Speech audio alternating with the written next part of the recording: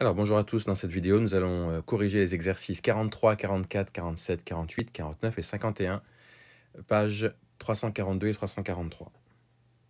Alors commençons donc par l'exercice 43, où on vous demande, vous savez qu'il y a une urne qui contient 3 boules bleues, numérotées de 1 à 3, 5 boules rouges numérotées de 1 à 5, 4 boules vertes de 1 à 4 et 2 boules noires numérotées de 2 à 3. On vous demande de donner la loi de probabilité, donc comme je vous l'avais dit en cours, quand on vous demande la loi de probabilité, faites un tableau, c'est plus simple. Donc vous allez faire un tableau avec deux lignes, pardon. La ligne avec les couleurs, puisque pour commencer, on vous demande de donner la loi de probabilité si on tire une boule et on observe sa couleur. Donc c'est les couleurs là qui nous intéressent. Et la deuxième ligne, ce sera les probabilités associées aux couleurs. Donc quand vous regardez les boules bleues, vous constatez déjà qu'il y a en tout 14 boules. Et puis ensuite, dans la boule bleue, il y en a 3. Donc 3 sur 14. Pour les boules rouges, c'est 5 sur 14 puisqu'il y a 5 boules rouges. Boule verte, c'est 4 sur 14 puisqu'il y a 4 boules vertes. Après, on simplifie la fraction. Donc je rappelle, pour simplifier, il suffit juste de diviser par 2 numérateur et dénominateur. Ça fait 2 sur 7. Et exactement la même chose pour les boules noires puisqu'il y en a 4. Donc ça, c'est pour le petit a. Petit b, cette fois-ci, on ne regarde pas la couleur, mais on regarde le numéro. D'ailleurs, ici, ce n'est pas couleur qu'il faudrait marquer, c'est numéro. Voilà. Donc, du coup, eh bien, vous avez les différents numéros, puisque les nombres vont de 1 à 5. Et vous regardez bien, il y en a combien de numéros 1? Eh bien, il y a une boule bleue qui a le 1, vous avez une boule rouge qui a le 1, une boule verte qui a le 1, et c'est tout. Donc il y a 3 possibilités sur 14. La boule de numéro 2, il y en a une bleue, il y en a une rouge, il y en a une verte, et il y en a aussi une noire. Donc il y a 4 possibilités sur 14. Vous avez compris le principe, c'est la même chose pour les autres. Juste pour vérifier que vous ne vous êtes pas trompé, vous additionnez toutes ces fractions, vous devez obtenir 1. Si vous obtenez 1, c'est qu'a priori, vous ne vous êtes pas trompé. Pareil ici. Donc voilà pour l'exercice 43, page 342. Passons maintenant au 44. Cette fois-ci, vous avez un dé à 4 faces, un dé à 6 faces, et les résultats sont représentés dans le tableau que vous voyez. Alors, je vais juste augmenter un peu. Voilà, donc ça, c'est les résultats. Là, c'est les résultats pour le dé à 4 faces, et puis ça pour le dé à 6 faces. On vous demande de compléter le tableau en sachant qu'on fait le produit des deux faces obtenues. Donc ici, on va faire 1 fois 1. Ici, on va faire 1 fois 2. Ici, on fait 3 fois 1, etc., etc. Donc tout ça, c'est les produits. Vous obtenez donc ça. Vous notez qu'il y a donc 24 possibilités. 6 fois 4. Et dans la question 2, on vous demande de déduire la probabilité d'obtenir un nombre égal à 12. Vous regardez les 12, il y en a combien dans le tableau? Vous avez 1 ici, 1 là, donc ça fait 3 possibilités sur 24. La probabilité, c'est 3 sur 24. Ensuite, petit b, un produit impair. Vous regardez les nombres impairs, vous avez 1, 3, 5. Là, il n'y en a pas du tout, parce que c'est des multiples de 2. Là, il y a 1, 2 et 3. Et puis là, il n'y en a pas du tout, puisque c'est des multiples de 4. Donc vous voyez que du coup, vous avez 3 possibilités là, et puis 3 ici. Donc il y a 6 possibilités sur 24. C'est pour ça que j'ai marqué ça. Et il ne faut juste pas oublier de simplifier la fraction en divisant par 6 au numérateur et au dénominateur. Ça fait 6 divisé par 6, 1. 24 divisé par 6, 4. Voilà donc pour l'exercice 44. Passons au 47. Alors, dans l'exercice 47, vous avez des histoires de carottes. Donc, peut-être que le plus simple pour commencer, c'est de donner la proportion ou la probabilité de chaque variété de carottes. Donc, par exemple, pour les carottes jaunes du Doubs, vous avez 1 sur 5, ça on vous le donne dans l'énoncé. Ensuite, pour les Purple Haze, vous avez 5 sur 100. Donc, on vous dit 5% de carottes, hein. Donc, vous pouvez l'écrire ou 5 sur 100, ou alors vous pouvez l'écrire 0,05, c'est comme vous voulez. Et après, on vous parle du reste. Alors, le reste, c'est quoi? Il faut prendre, en fait, la totalité, et on enlève 1 sur 5, et on enlève 5 sur 500. La totalité, c'est toujours 1 en probabilité. Dès que vous utilisez des proportions, un ensemble de choses, ou la totalité du moins, c'est 1. C'est pareil que 100 sur 100. C'est pareil que, je sais pas, 5 sur 5. Voilà, ça fait 1. Donc c'est pour ça que j'ai fait 1 moins 5 sur 100 moins 1 sur 5. Ça me donne le reste. Je mets après tout au même dénominateur. Le 1, c'est pareil que 100 sur 100. J'ai tout mis, j'ai pris 100 comme dénominateur.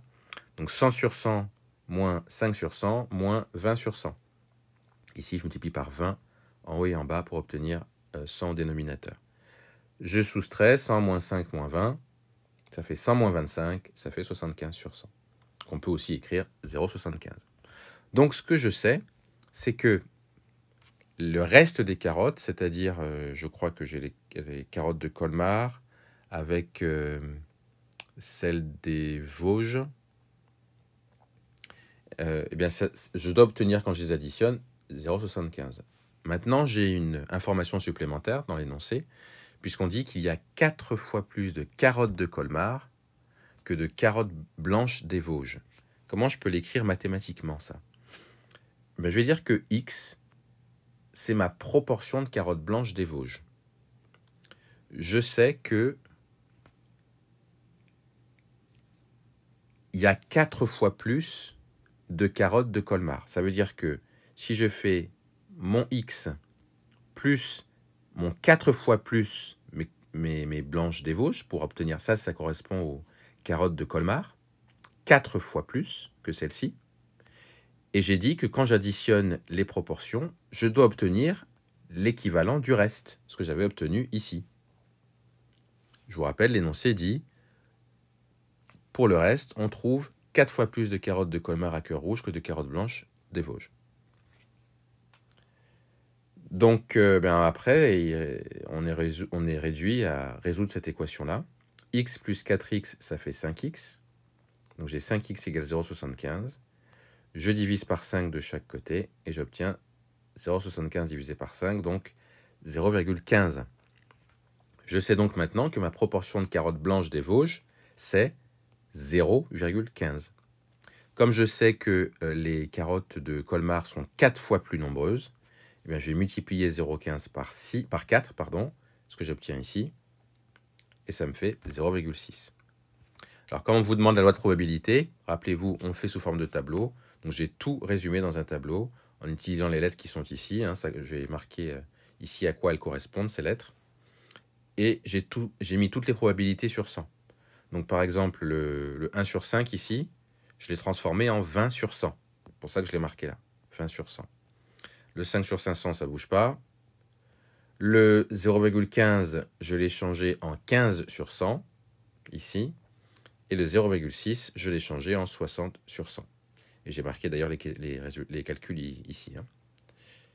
Donc voilà pour l'exercice 47. Passons maintenant à l'exercice suivant. C'est le 48 qui est un peu technique. Alors, pour l'exercice 48. Alors, on vous dit que dans certains programmes, les nombres entiers positifs sont encodés à l'aide de 24 bits, chaque bit n'ayant que 2 valeurs possibles, 0 ou 1. Première question, on vous dit combien de nombres peut-on générer ainsi. Alors, je vais vous donner un exemple juste pour que vous puissiez visualiser un petit peu. Je vais représenter les nombres sous cette forme-là. Et en fait, chaque case, ça correspond à un nombre. Donc ici, je peux avoir 0 ou 1 dans la première case. Je peux avoir 0 ou 1 aussi ici. 0 ou 1 là, 0 ou 1 là, 0 ou 1 là, etc. etc. Donc là, j'ai pris juste un nombre limité de cases, mais normalement, on vous dit il y a 24 bits, il faudra en faire 24. Donc là, j'ai 2 possibilités. Là, j'ai 2 possibilités, et ainsi de suite. J'ai à chaque fois 2 possibilités, puisque je peux écrire 0 ou 1. Donc quand vous regardez en fait le nombre total de possibilités, il faut multiplier tout ça.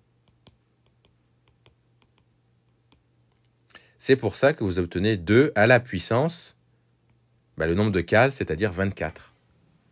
Donc là, j'en ai pas mis 24, 2, 4, 6, 8, j'en ai mis 8, mais normalement, ce serait 24 qu'il faudrait mettre, comme je disais tout à l'heure. Donc 2 puissance 24, ça correspond au nombre total de possibilités que vous avez, puisque vous avez 2 possibilités par case. Alors, ce que je peux peut-être faire, ça nous fera nos 24 cases. Voilà, alors du coup, ici, si je ne me suis pas trompé, il y en a 24. Alors, dans la question 2, on vous dit quelle est la probabilité que le nombre se termine par 4 zéros. Alors, ça veut dire quoi qu'il se termine par 4 zéros? Bien, ça veut dire en gros, si j'efface cette partie-là. Donc, ça signifie en gros que j'ai 2 possibilités pour tous les nombres jusqu'aux dernières cases qui se terminent par 1. Donc, comme elle se termine par 1, j'ai qu'une seule possibilité. Donc, ça va se terminer comme ça. Donc, sur mes 24 cases, j'ai 2 possibilités pour, en gros, les 20 premières. Et puis, pour les 4 dernières, j'ai qu'une possibilité. Donc, en gros, j'ai combien de possibilités en tout? Bien, j'ai 2 fois 2 fois 2, etc. fois 2, 20 fois. Et puis après, j'ai 1 fois 1 fois 1. Et fois 1. Ben ça, c'est juste 4 fois, hein, vous avez compris. Pour que ça fasse mes 24 fois en tout. Enfin, mes 24 nombres, en fait. Hein, 24 bits. Donc finalement, pour trouver la probabilité que ce nombre se termine par 4 zéros, eh bien, je vais avoir mon 2 puissance 20, puisque j'ai 2 puissance 20 possibilités. Là, j'ai 2 multiplié par lui-même 20 fois. Et puis là, 1 fois 1 fois 1, ça fait rien. Donc j'ai juste 2 puissance 20 que je vais diviser par le nombre total de possibilités. Et on avait dit dans la question précédente que c'était 2 puissance 24. Alors quand on a un truc comme ça, comment on calcule? Il faut vous rappeler qu'avec des puissances, quand elles sont comme ça sous forme fractionnaire, il faut en faire cette puissance-là moins celle-ci. Donc c'est pour ça que ça va me donner 2 puissance 20 moins 24, ce qui donne 2 puissance moins 4. Alors par définition, ça il faut vous en rappeler aussi, vous avez vu ça en quatrième, 2 puissance moins 4, ça s'écrit aussi 1 sur 2 puissance 4. C'est la formule qui est là, c'est a à la puissance moins n, c'est égal à 1 sur a à la puissance n. C'est ça la formule qu'il faut connaître. Donc en fait, le a ici c'est 2 et le n c'est 4. Donc c'est pour ça que j'obtiens 1 sur 2 puissance 4 que je peux calculer, puisque 2 puissance 4, ça fait 2 fois 2 fois 2 fois 2, ça fait 16. Donc j'obtiens 1 sur 16. Voilà donc pour le petit a. Alors, on vous dit, il faut que ça se termine par 4, 1. Ce sera en fait la même chose si ça se termine par 4, 0, puisque si ça se termine par 4, 0, j'ai aussi qu'une seule possibilité à chaque fois pour les 4 derniers chiffres. Donc c'est pour ça que ce sera exactement la même probabilité. Alors passons au petit b. Là, on vous dit qu'il faut que le nombre obtenu ne comporte que 16 chiffres significatifs, c'est-à-dire que les 8 premiers en partant de la gauche soient des 0 et le 9e soit un 1. Ça signifie que les 9 premiers chiffres sont en fait déjà choisis. Donc je n'ai qu'une seule possibilité pour les 9 premiers chiffres. Ça veut dire qu'ici, je vais avoir une possibilité, ce sera 0, hein, mais le chiffre ce sera 0, mais je n'ai qu'une seule possibilité. Là, ce que je marque, c'est des possibilités. Donc j'ai une seule possibilité pour les 9 premiers chiffres. Là, j'en ai 1, 2, 3, 4, 5, 6, 7, 8, 9. Mais après, à partir du 10e chiffre, j'ai 2 possibilités. Donc, j'écris 2 à chaque fois. Comme on l'a fait tout à l'heure, pour trouver le nombre de possibilités totales, on multiplie le tout. Alors, multiplier 1 par lui-même pendant 9 fois, ça ne va pas changer grand-chose. C'est après, donc là, j'ai 2 puissances. J'en ai combien de 2? Je vais en avoir combien de 2? J'en ai 24 moins 9, en fait, et donc ça fait 15. Donc, en gros, j'ai 2 que je dois multiplier par lui-même 15 fois, donc ça me fait 2 puissance 15. J'ai 2 puissance 15 possibilités pour le petit b. Divisé par 2 puissance 24 possibilités en tout, hein. On divise toujours par le total. Ça me fait 2 puissance 15 moins 24, même principe que tout à l'heure, ce qui me fait 2 puissance moins 9. Et ça, c'est 1 sur 2 puissance 9. Vous prenez la calculette et vous voyez que c'est 1 sur 512. Voilà donc pour la probabilité pour le petit b. Passons maintenant au petit c. Là, on vous demande de prouver que, ou trouver la probabilité pour que le nombre soit inférieur à 2 puissance 6. Il faut juste que je précise quelque chose. Vous avez en binaire, les nombres s'écrivent uniquement avec des 0 et des 1. Donc même si vous utilisez le nombre 3, le nombre 4, ce sera écrit avec des 0 et des 1. Le nombre 0, on l'écrit comme ça. Le nombre 1, on l'écrit comme ça. Le nombre 2, on l'écrit de cette manière-là. Le 3, comme ça. Le 4, comme ça. Le 5, comme ça. Le 6, le 7, voilà. Donc ça correspond à 0, 1, 2, 3, 4, 5, 6 et 7. Voilà, c'est comme ça qu'on écrit les nombres en binaire. Alors, ce qui se passe, c'est que si vous vous demandez, par exemple, j'ai combien de nombres qui sont inférieurs ou inférieurs à 3? Là, vous pouvez constater, j'ai celui-ci, celui-là, celui-là. Donc, j'en ai 3. J'ai combien de nombres qui sont inférieurs à 5? Ben, j'ai celui-ci, celui-là, celui-ci, celui-là, celui-là. Donc, j'en ai 5, en fait. Donc, vous voyez qu'à chaque fois, quand vous vous demandez, ben, j'ai combien de possibilités pour des nombres inférieurs à un certain nombre, eh bien, j'obtiens le nombre lui-même. Donc, combien j'ai de possibilités pour des nombres inférieurs à 2 puissance 6, comme c'est marqué dans l'énoncé, parce que 64, c'est 2 puissance 6, eh bien, en fait, c'est 2 puissance 6 aussi. J'ai donc 2 puissance 6 possibilités d'obtenir un nombre inférieur à 64, sur le nombre total de possibilités qui est 2 puissance 24, et ça me donne 2 puissance 6 moins 24, ce qui me fait 2 puissance moins 18. Alors après, vous calculez à la calculatrice, ou vous le laissez comme ça, on peut l'écrire comme ça aussi. Voilà. Donc voilà pour le C. Et puis pour le D, on vous dit quelle est la probabilité que ce nombre soit inférieur à 1000. Et de la même façon, il y a 1000 chiffres, 1000 nombres qui sont inférieurs ou égaux, inférieurs à 1000. Donc en gros, j'ai 1000 possibilités sur un total de 2 puissance 24 nombres. Donc après, on peut simplifier ça. Alors, on peut pas le simplifier super bien non plus, donc vous pouvez le laisser comme ça éventuellement. En tout cas, voilà les possibilités qu'on a. Voilà donc pour l'exercice 48. L'exercice 49 maintenant. Donc, vous avez votre tableau ici avec différents styles de musique, les années où les morceaux sont sortis. On vous dit quelle est la probabilité que le morceau soit des années 80 s'il est choisi dans toute la bibliothèque. Donc, d'abord, il faut savoir ce qu'il y a dans toute la bibliothèque, et donc on additionne tous les nombres, ce qui nous fait 842. Et qu'il soit des années 80, bien on regarde combien j'en ai des années 80. Donc j'additionne 87, 154 et 56, ce qui me donne 297. J'ai donc 297 possibilités sur un total de 842 possibilités. C'est pour ça que la probabilité, ça fait ça. Pour la question B, on vous dit quelle est la probabilité que le morceau soit des années 80 s'il est choisi dans le genre pop. Donc on choisit d'abord dans le genre pop, c'est-à-dire qu'il faut d'abord calculer la somme des morceaux qui sont dans le genre pop, donc 87 plus 191 plus 88 plus 25, ça donne 391. Alors je ne l'ai pas écrit, mais je vais l'écrire tout de suite. Et ensuite, eh bien, on regarde, pour que ce soit des années 80, j'ai combien de possibilités? 87. Donc j'ai 87 possibilités sur 391 du genre pop. Donc voilà ce que ça donne. Voilà pour le 49. Passons maintenant à l'exercice 51. Alors dans l'exercice 51, on vous dit que dans une entreprise, la patronne laisse à disposition des employés des sachets de café en grains d'origine et de variétés diverses pour la machine commune.